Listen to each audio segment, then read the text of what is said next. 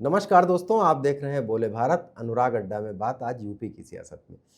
UP की सियासत में अब सरगर्मियां कुछ इस तरह से हैं कि जो आहट दे रही हैं कि चुनाव बहुत नज़दीक है। देश के एक कद्दावर नेता नसीमुद्दीन सिद्दीकी कल समाजवादी पार्टी में शामिल हुए, लेकिन नसीमुद्दीन का सपा में शामिल होना हमारा मुद्दा नहीं है। हमारा मुद्दा यह है कि नसीमुद्दीन सिद्दीकी के साथ तमाम सारे छोटे नेता, तमाम सारे वरिष्ठ नेता समाजवादी पार्टी में शामिल हुए और आधिकारिक तौर पर समाजवादी पार्टी तो ये कह रही है कि 15,000 से ज़्यादा लोग पार्टी में शामिल हुए।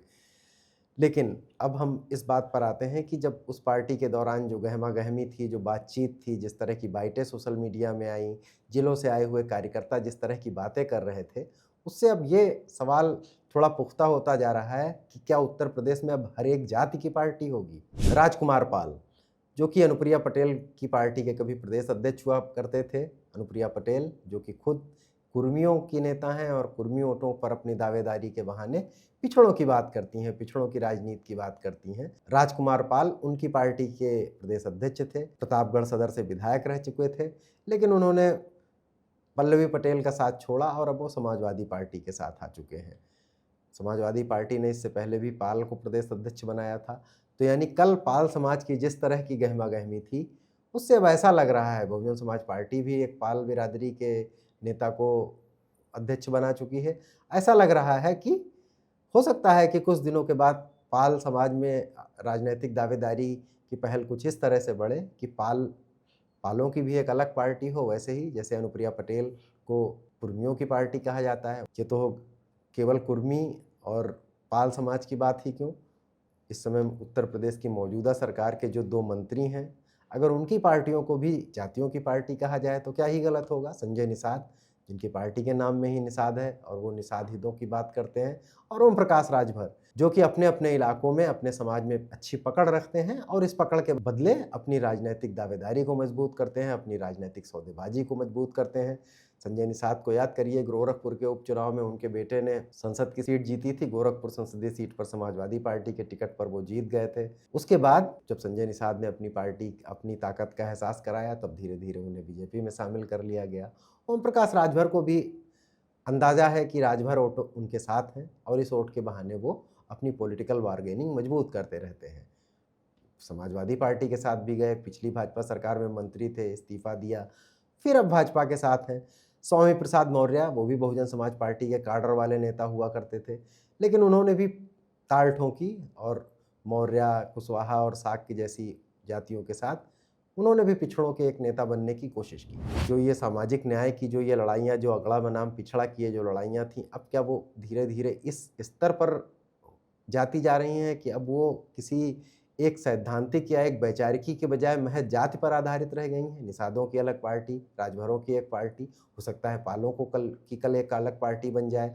बहुजन समाज पार्टी भी बृहद दलित और निचले पिछड़ों की बात किया करती थी, लेकिन अब चंद्रशेखर आज़ाद उनसे अलग हो चुके हैं। यानी कि ऐसे छोटे-छोटे नेता अपने आधार को बड़ा कर रहे हैं और उससे उन्हें जो राजनैतिक हैसियत मिलती है, उसके साथ वो बड़ी पार्टियों के साथ बार्गेन करते हैं। कुछ साल पहले आपने एक महान दल का नाम सुना होगा, केशव देव मौर्य ने ये महान दल बनाया था और उसमें कुछ लोअर ओबीसीज, मौर्य, सैनी, शाक्य जैसे समुदायों को शामिल किया था और उन्होंने कुछ पश्चिमी उत्तर प्रदेश के बिजनौर और इस तरह के इलाकों में बड़ी रैलियां की थी, जिसका बड़ा शोर हुआ था कि इन जातियों की कोई नहीं सुन रहा है।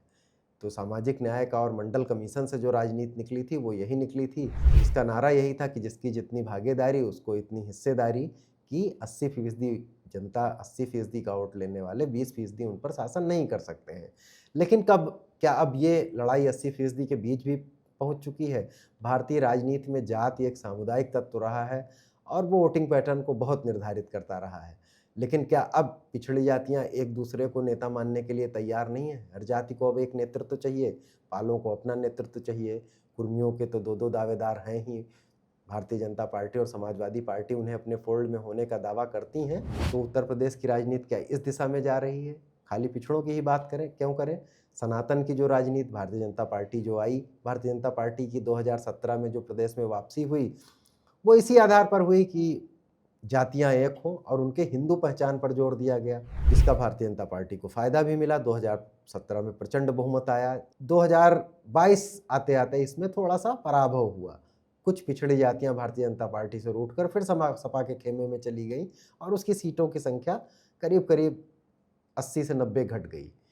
अब फिर समाजवादी पार्टी पिछड़ों की पार्टी रही है शुरू से ही, लेकिन धीरे धीरे जो जातियों की गत्यात्मकता है उसने ये साबित करने में जोर लगा दिया भारतीय जनता पार्टी और उससे जुड़ी जातियों ने कि ये ऐसी पार्टी है जो पिछड़ों के नाम पर वोट लेती है, लेकिन इसका नेतृत्व हमेशा यादवों के हाथ में रहता है।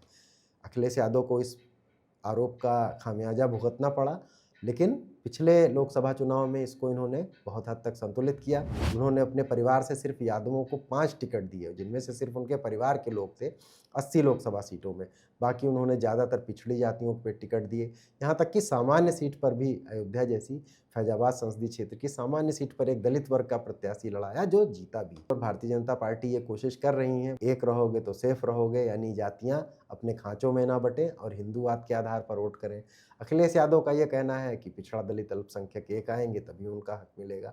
लेकिन इन सारी प्रवृत्तियों के बीच उत्तर प्रदेश में हर जाति में नेता बनने की एक ललक जरूर पैदा हुई है। मंडल कमीशन के बीच जो पिछड़ों में एका हुआ था वो क्या टूट रहा है? ये तो थोड़ा अकादमिक विश्लेषण है, लेकिन ऐसा भारत में हुआ है। तमिलनाडु का आप उदाहरण लीजिए, वहाँ की पूरी द्रविड़ पॉलिटिक्स जो है पूरे ब्राह्मण विरोध के तौर पर जन्मी थी और वहाँ पर ये हुआ कि एक नए हिंदी का विरोध, उत्तर भारत की संस्कृति का विरोध, इन सब के बहाने पूरी द्रविड़ पॉलिटिक्स जन्मी।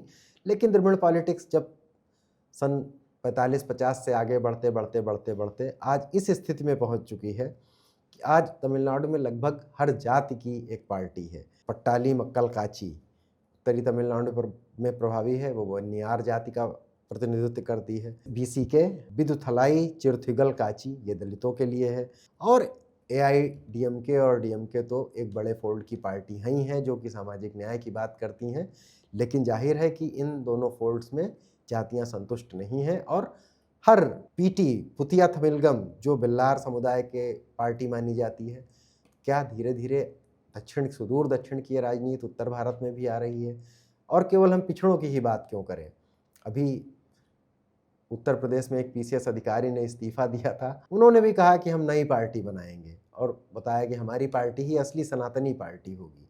तो भारतीय जनता पार्टी जो सनातन की राजनीति करती है उसको चुनौती देने वाली भी बहुत सारे पार्टियां खड़ी हो रही हैं। उनकी कोई बहुत राजनीतिक हैसियत नहीं है, लेकिन वो एक चुनौती तो पेश ही कर रही हैं। आप उनको फ्रिंज कह सकते हैं। ब्राह्मणों की कोई सीधी सीधी राजनीतिक पार्टी तो नहीं दिख रही है, लेकिन हर कोने से ये आवाज़ें आती रहती हैं कि ब्राह्मणों का सम्मान नहीं हो रहा है, ठीक से ब्राह्मणों को प्रतिनिधित्व नहीं दिया जा रहा है। ख़ासतौर से भारतीय जनता पार्टी उनके निशाने पर रहती है कि ब्राह्मण समुदाय जिस तरह से उनको वोट करता है उस तरह से उनको पावर कॉरिडोर में हिस्सेदारी नहीं मिल रही है। तो हो सकता है कि आने वाले समय में अलंकार अग्निहोत्री का प्रयास कोई बहुत गंभीर नहीं लगता है, लेकिन हो सकता है इस तरह के प्रयास भी कोई खोली गंभीरता लें। और अगर राजनीति से इतर थोड़ा समाज पर भी जाएं तो जातीय अस्मिता इस समय उत्तर प्रदेश में इस कदर जोर पर है कि एक कारपोरेट बैंक में 2 महिलाओं की निजी लड़ाई, जो कि मैं ठाकुर हूँ कहने और या पंडित हूँ कहने से शुरू हुई थी, उसे पूरा राजनीतिक रंग दिया गया। और यहाँ तक कि सोशल मीडिया पर जो लोग पार्टियों के लिए बैटिंग करते हैं उन्होंने उसे उठाया और दोनों समुदाय के बीच खाई बढ़ाने की कोशिश की। धीरे धीरे सभी जातियों में मध्यम वर्ग बढ़ रहा है, देश विकास कर रहा है। फिर ऐसा क्यों हो रहा है? जब जातियां समाप्त होनी चाहिए थी तब जातीय अस्मिता जोर क्यों पकड़ रही है? हर समाज में मध्यम वर्ग है और मध्यम वर्ग के प्रश्न तो बिजली, पानी, रोजगार, अच्छी सुविधाएं ये होने चाहिए थे कि हमारे शहर रहने लायक हों। लेकिन ये सारे मुद्दे गौण हैं जिन्हें हम अगड़े लोगों के तौर पर कहते हैं, उनमें भी जातीय प्रतिनिधित्व देखी जा रही है। और पिछड़ों को जिस सामाजिक न्याय की या बहुजनवादी राजनीति के फोल्ड के तहत रखा गया था उनमें भी ये गतिशीलता है और वो भी एक दूसरे से प्रतिस्पर्धा कर रही हैं। हमें कहने सुनने भर को मामूली रिप्रेजेंटेशन नहीं चाहिए, हमें नेतृत्व चाहिए। तो ये देखिए जाके कहाँ खड़ा होता है। और इसी चीज़ को समाहित करने की कोशिश में भारतीय जनता पार्टी और सपा फिलहाल लगे हुए हैं।